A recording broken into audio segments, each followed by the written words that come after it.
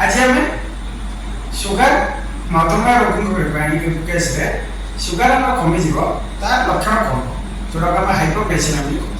hypoglycaemia क्या कौन hypoglycaemia generally जब 70 मिलीग्राम पर डेसीलिटर को ग्लूकोज लेवल कम हो तो हाइपोग्लाइसेमिया से कौ केस में हो पाए ना हाइपोग्लाइसेमिया हमारा मेन कारण हूँ जदि आम मेडिसिन नबार गैप करदे फुड बहुत समय खाइले खाद्य खाइले मन करा फास्टिंग अच्छी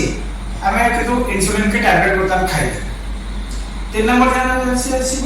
जानी ना बर्तमान बहुत दिन जाए डाक्तर को देखे ना से मेडिकेशन चलती तो मेडिसिन ओवरडोज न तो यही सब कारण जेनेराली हाइपोग्लाइसेमिया हुए सहित अल्कोहल इनटेक रहा सी भी गोटे कज ऑफ हाइपोग्लाइसेमिया कौन कौन सिम्पटम्स हमारा सुगर जब बॉडी में कम रही जाए तब कौन कौन सिम्पटम्स हम तो प्रथम सिम्पटम अच्छी बेसी भोक हो बेसी शोष हो छाती दर्द लगे बहुत विरक्ति भाव आस इरिटेबिलिटी बोली कौन कौन से काम करने मन रहा विरक्ति भाव आस ये सब जेनेराल सब सिम्पटम्स आस आउ गोटे बेले बेले केस कौन हुए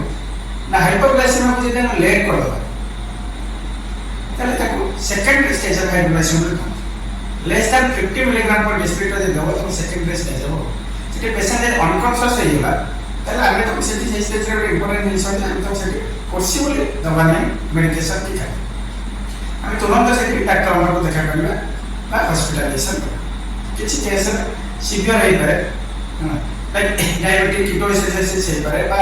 अब कौन से कारण को एका है पारे अलग किसी कॉज हो पारे तो हमें से केस में पॉसिबल इंसुलिन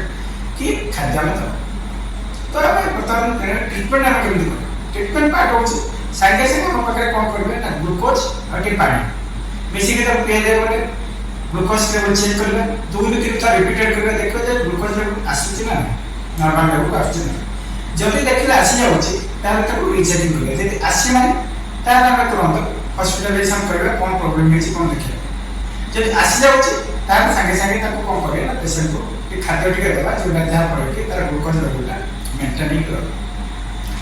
इम्पोर्टेंट होची कौन जे हम केमति कौन देखिबा केमति प्रिकॉशंस कौन कौन लेबे प्रिकॉशंस होची